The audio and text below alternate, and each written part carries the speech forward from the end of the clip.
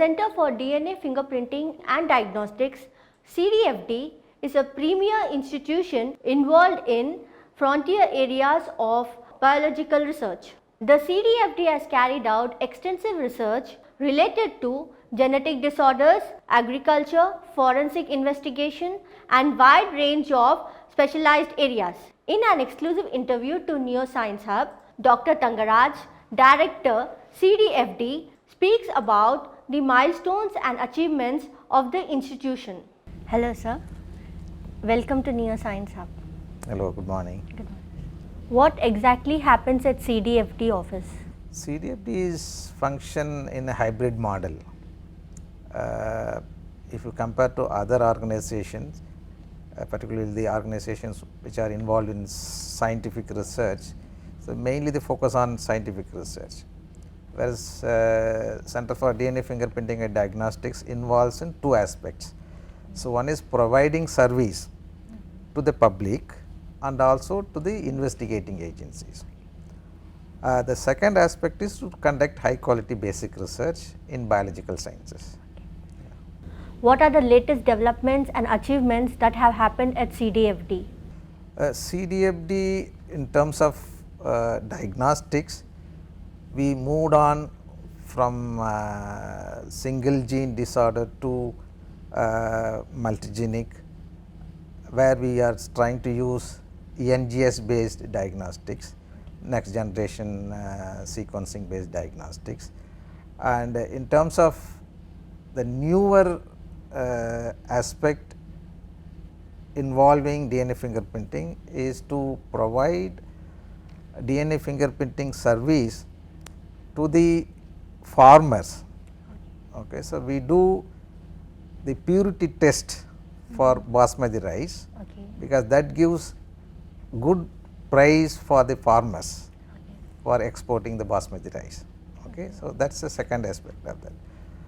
In terms of research, so we are expanding the basic research, where right now we are conducting 4 or 5 themes like genetics, cell biology, microbiology, structural biology and bioinformatics. So, these are the broad area, immunology and these are, and we are now trying to add few more specialized subjects, where we recruited new scientists to work on 3D genomics, focusing on disease biology in terms of mitochondrial disease, infectious biology and so on. Now, we also equipped with handling the pathogens, where we are trying to build the animal BSL-3, that is a biosafety level 3 facility, which would be soon opened in next couple of months, will allow not only CDFD researcher and also anybody within Hyderabad or outside Hyderabad to come and do research in the area of infectious diseases. Okay. Are COVID related researches done at CDFD? So, COVID we are doing two aspects. One is diagnostics, testing the COVID. So, right from the beginning we have been doing, particularly for Telangana state. So far we have tested 60,000 samples. Okay. And we also part of sequencing the COVID genome for surveillance purpose, and we have sequenced more than 5,000 COVID genome so far. Do we have a database of fingerprints of every single person in the country? Not every single person, and whatever the samples come from investigating agencies. So, we do the fingerprinting and that would go into the database, and we have database where we can connect a criminal database of anywhere in the world. So, this is the only facility available in India. It is called as CODIS, CODIS software, which in fact connects with FBI, and that allows us to connect with all the criminal databases. Okay. What are the different areas in CDFD, sir? So, if leaving the diagnostics and DNA fingerprintings, we have broad area of cell biology, microbiology, disease biology, genetics, immunology, structural biology and bioinformatics. So, these are the broader area and we have 19 faculties working on these broad areas. How fast would you be able to match a fingerprint with that of a person? So, if you have a sample, if you want to generate DNA fingerprint and you have suspect and for example, family wanted to identify the father or mother or the child, if the 3 samples are available, you can generate within 24 hours, less than 24 hours. But in some rare cases where you do not have the samples, until otherwise you get the right sample to match with, is very difficult to say.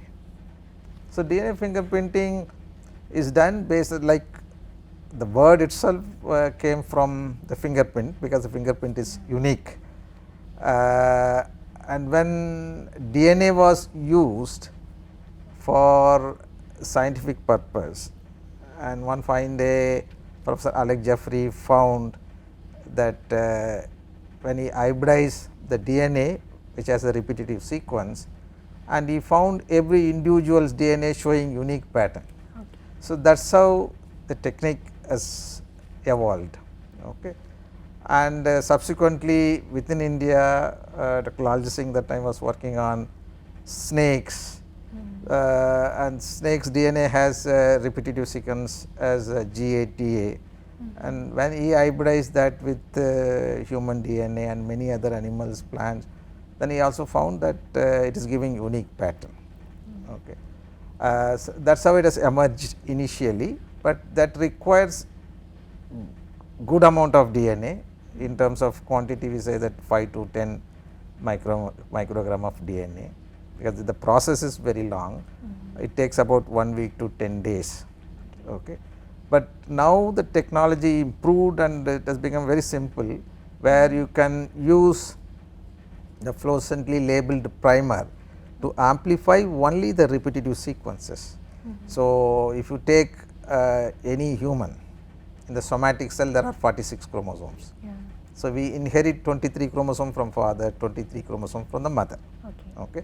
And the child has the 46 chromosome, 23 pairs. So, 23 comes from the father, 23 from the mother. That means, if you analyze the child's DNA, half of the banding pattern what we see or alleles should match with mother's profile and half of them should match with the father. Okay. So, when we compare that, it is straightforward that you can say whether she is the mother of the child or not, whether he is the father of the child or not. That is for one family I am saying. Similarly, it can be extended to many ways. For example, somebody want to trace the maternal related, because there is a mitochondria which inherits one, we all get mitochondria only from the mother. So, we want to trace all the maternal related relatives, we use the mitochondrial DNA. It is not immediate generation, even 2-3 generation back you can able to tell that. Similarly, the Y chromosome, all the males will have the Y chromosome, and it again it goes from grandfather to father, father to son, then grandson, goes like that. So, we want to trace all the paternal lineage, we use the Y chromosome marker. So, depending upon the necessity, we use different set of markers. How reliable is the fingerprint matching technology? It is for statistical purpose we say 99.999%, but if you use large number of marker, you can say 100% you can establish the relationship. Has there been an occurrence in which CDFD has formed that 2 people have the same fingerprints? Unless otherwise they are monozygotic twins, because the chromosome is exactly the same. That means all the repeats which we are looking for to generate the profile will be the same in the same individual, because same zygote is divided into. So, therefore, you will not see any 2 individual unless otherwise they are the monozygotic twins, there will not be any 100% match. No 100%. No. Is it possible to forge fingerprints? The people try to say that this is not their fingerprinting, that is not their fingerprinting, they can mix with sample, but it can be identified because they are trying to do. The simple thing is that I mentioned that we all have 46 chromosomes, 23 pairs. Yes. So, if you are looking for one particular locus, one particular region where you see the number of repeats are different, for example, in a pair of chromosome, 2 chromosomes I said, one from father, one from the mother. The father chromosome might have 10 repeat, that GATA or any other repeat, and when you match, it will match with the father. And another one might have 8 repeat or 12 repeat, that match with the mother. Okay. So, we should get only 2 alleles or 1 allele if father and mother are having the same number of repeat. Okay. 10 repeat in the father, 10 repeat in the mother, and you will see only one band, that is called as homozygous. That means two alleles are of the same size. Okay. But if somebody want to add additional DNA, naturally you will get more than 2 alleles. So, that can be obviously seen, there is some kind of mixing up sample, Okay. right. So, this is 100% you can able to identify any individual you are trying to match with, and if there is any mishappening, that can be obviously seen when you generate the profile. Is there any futuristic research in biometrics that has been happening at CDFD? So, we do not actually, the biometric related research we do not do. Yeah. Okay. How has CDFD contributed to different areas like economy, the private sector and the government sector? For the government sector, I told you, for all the investigating agencies, we are providing DNA fingerprinting service. So, that is for government. CDFD also drafted a DNA bill which is under consideration in parliament. So, if that comes, because that would be useful again directly to government.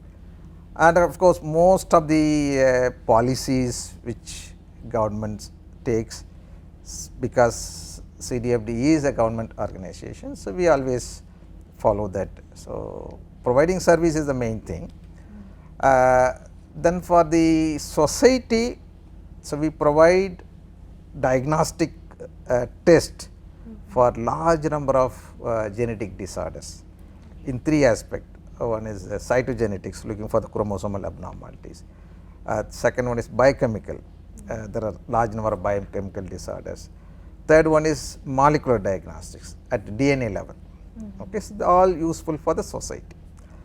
The next one is, I has also mentioned that we do basmati rice purity test, because that is directly relevant to economy of the farmers. Okay. If we find the basmati rice is 100% pure, then we give the certificate, and they wanted to export the basmati rice to other countries, they should provide the certificate. So, based on the purity, they get good price. So, directly related to economy. So, which state? It comes from all over India. All over. Basmati rice, like which state is basmati rice is genuine? No, we cannot say that. We found that about 75% are pure, some 25% there is adulteration of basmati rice. So, how do a common person identify whether it is a good quality or not? No, there is a organization called APEDA.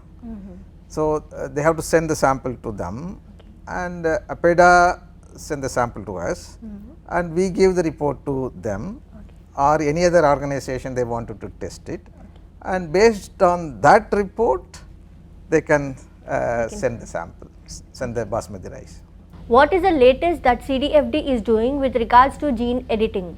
So, gene editing as such is very limited in CDFD to the extent of basic research. If you wanted to identify any disease causing gene where we do not have any clue about the gene, then we edit the gene and create animal model, and to see whether the mutation which we found or the gene we identify is really responsible for the disease, okay, to that level. In fact, we are planning to have a new project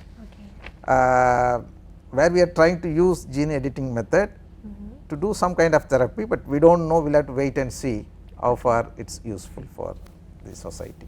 Can you describe the project, sir? If So, the project is still under consideration. So, we are trying to look for pediatric rare diseases. okay, So, you know that there are some large number of diseases which are rare, like common disease, you know, like diabetes, cardiovascular disease, these are common. There are group of disease which are very, very rare. You may find in only one patient or in that family. If you go little beyond that, you may find in one community, right. The reason for that is that you know that most of the population in India, we have 4,635 populations. Most of them follow endogamy. Endogamy means marrying within the group. yes, That is common, right, throughout India. You also know that there is a consanguinity, which is more common in southern part of India, including Telangana, Andhra Pradesh, Tamil Nadu, right. So, in that case what happen, if there is any mutation in a family and that family marrying within the family, right, cousin marriage, uncle niece marriage and so on. So, there is a possibility of that mutation circulating within the family. So, that is how the consanguineous marriage can lead to some of the disease. But the endogamy is little bigger consanguinity. So, marrying within the community. If there is any mutation, particularly the recessive mutation, recessive in the sense we can classify broadly two kind of mutation. One is a dominant mutation. If the mutation is in one of the chromosome, for example, we inherit half of the genome from father, half from the mother, right. You consider this is a 5. So, we have 23 cells. So, either father or mother's chromosome carry the mutation. The father contributed the chromosome which is normal, for example. So, one chromosome of the pair is affected, one is normal, but still that person may be absolutely fine. Okay. That is called as recessive mutation. Okay. But the dominant mutation, even the one chromosome has a mutation, it will express the disease. That is called as dominant mutation. Okay. In dominant mutation, it is very clear that somebody has a mutation, they are going to have the disease. But in case of recessive mutation, they will not have the disease, one chromosome is abnormal, one is normal. Okay. Then you imagine the person is absolutely fine, then he or she marries within the community, so it goes to the next generation. Then she again married to somebody within the community, so it goes there. So, as long as it is only one copy has a mutation, it is not going to cause any disease. Okay. So, somehow it is got well spread, everybody is normal. Consider that 25% are carrying the mutation, but they are all normal. But there may be a possibility that two individuals, the boy and girl, carrying the mutation one of the chromosome, if they marry, because they are going to transmit to the next generation. There is a possibility that the abnormal chromosome from the boy, from the girl is going to go to the next generation, or the father, mother. If the child has both abnormal chromosome, one inherited from the father, one from the mother, then the girl, the child, either boy or girl, will have the disease. This is called as recessive disease. So, that is very, very common in India. But the rare disease what I am talking about, it must have arose something like that. But although we consider that it is a rare disease, but if you go to the family or go to the community, then you might find that is more common in that community. So, like that we predicted in one of our research that about 1/3 of the Indian population might have population specific rare diseases. Okay. So, in this project, new project what we are planning to do is that we have CDFD is the main institute coordinating with about 20 laboratories who are involved in genetic diagnostics all over the country, and we are trying to look for the pediatric rare disease, the rare disease particularly affecting the children. Okay. There, if there is some disease is known caused by certain mutation, we will look for that. And most often we may not have any answer, then we sequence the whole genome of that of the children who are affected with the rare disease. Then we identify the mutation. Once we identify the mutation, then we have to answer whether this mutation is really cause for the disease. Then we create, by what you said, gene editing, create animal model and see whether the same disease is also found in the animal. We use zebrafish, mice, Drosophila models, depending upon the where the gene is expressed and so on. Once we identify, then we go back to the family and tell them that this is the mutation, this is the gene which is responsible for the disease. Then we screen the entire family and we can identify the carrier status of those families. Then we give counseling to those families that how to prevent in the next generation. So, we go up to that prevention level, and we are also trying to treat some of the rare cases using gene editing method, CRISPR-Cas method, and we do not know how successful we would be, but we are trying to attempt that. Has CDFD conducted any experiments with regards to isolating, cloning and characterizing genes? No, separately we did not do, some of them I already answered. Yes. So, wherever we identify the new gene, then we use the cloning, gene editing and so on to do the research level, not for treatment so far. Are any of the CDFD researchers participating in the Human Genome Project? In the Human Genome initial project we did not do, but now DBT, Department of Biotechnology, has come up with a project to sequence 10,000 human genome. Okay. There are again some 20 laboratories involved all over India. CDFD is part of that. What are CDFD's future plans? Is there a developmental strategy? Yeah, we always do some kind of thinking to do research in terms of either a requirement for the public and a requirement where there is a gap in the scientific basic research, and we always try to fill those gaps. Okay.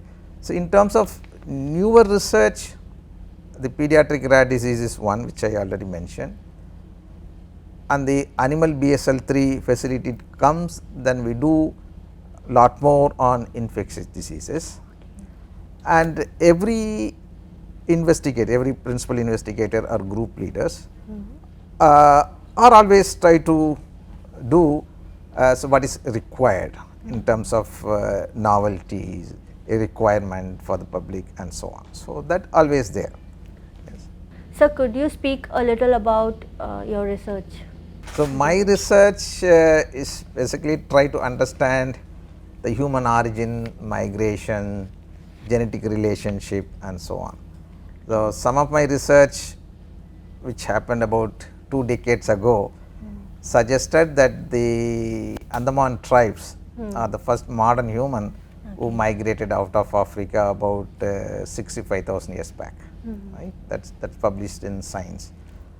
Then we used large number of population within India and identified and predicted that in the prehistoric India there were 2 founding populations. So, one we suggest one population we named as ancestral South Indians, other population ancestral North Indians. Ancestral South Indian must be part of the early human migration. The Andamanis were going, one group settled in southern part of India whom we call as ancestral South Indian.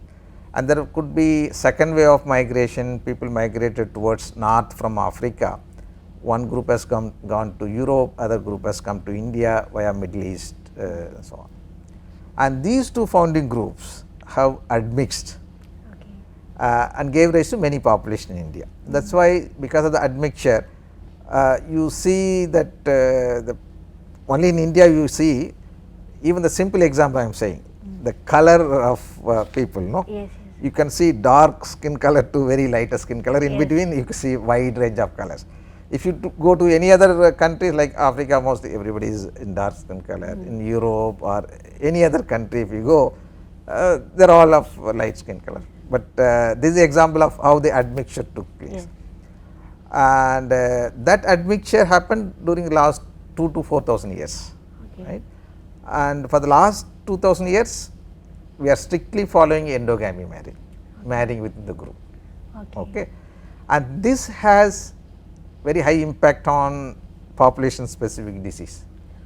Okay, because we are marrying, I explained Yes. already that the mutation circulates within the population. Yes. To understand that, we conducted another study taking samples from not only India and also from South Asian countries. Okay. So, then we found that 1/3 of the population in India or South Asia are prone for population specific rare diseases. Okay. And we identified some of them. So, there is a statistical method to identify this, we call as IBD score, identity by descent. That means two unrelated individuals if you take and if you match their sequence, and if you do not see any difference between these two, then you expect that they are related maybe for the last 100 generations. Okay. And that is one. So, we have selected the population with high IBD score. Probably they may have population specific disease, that is one. We also identified some of the population which are known for having the disease, like Handy-Good disease. Handy-Good is the population in Karnataka, and they are all very short statured. I can show the picture later on, with a lot of bone abnormalities. Okay. So, that is restricted to only that area. The Udanam kidney disease, you are aware. Okay. So, most of them undergo dialysis, lot of work went on, but they could not find anything. Madras motor neuron diseases, that is restricted to only there. And even some populations like the gypsies have alkaptonuria disease, restricted to only them. And there are some arthritis, specific arthritis are in one particular region in Telangana and Andhra Pradesh. Similarly, there are many cases where there is a population specific diseases. So, we are also sequencing all these individuals plus those who have high IBD score to find out what is the actual cause, genetic cause for that. So, that is a future which we are doing it now. So, that is one aspect. I also work on cardiovascular diseases. There are certain mutations which are restricted to only in India. Okay. Particularly there is a disease called cardiomyopathy, that is a heart muscle disease. There are several genes responsible for that condition. So, one of the genes called myosin binding protein C3 gene. Okay. One particular mutation, that is a 25 base pair deletion, the mutation which is exclusively present only in India, but not in other countries. And then we found that is also in other South Asian countries. Okay. And we are doing some more research in that. Third one is male infertility. Okay. So, there are a large number of infertility clinic you might have seen, right. So, all because of the infertility rate has increased. So, there is a 50% cause from male side, 50% from the female side. So, we try to understand what is the genetic cause for male infertility. So, we looked at Y chromosome microdeletion, where large number of gene responsible for spermatogenesis are there. And we also identified several novel genes which are responsible for spermatogenesis, which we have characterized using some functional assays also. That is the third one. The fourth one is mitochondrial disorders. You know that mitochondria in the cell, right. If the mitochondrial DNA has a mutation or overall mitochondrial dysfunction can lead to several diseases, including neuromuscular diseases, neuromuscular, ocular, that is eye, hearing loss, and many more. We are targeting on neuromuscular diseases. Okay. So, these are my research. So, when I was in CCMB, I started that. Still, those works are continuing. Yeah. Thank you, sir. You're most welcome.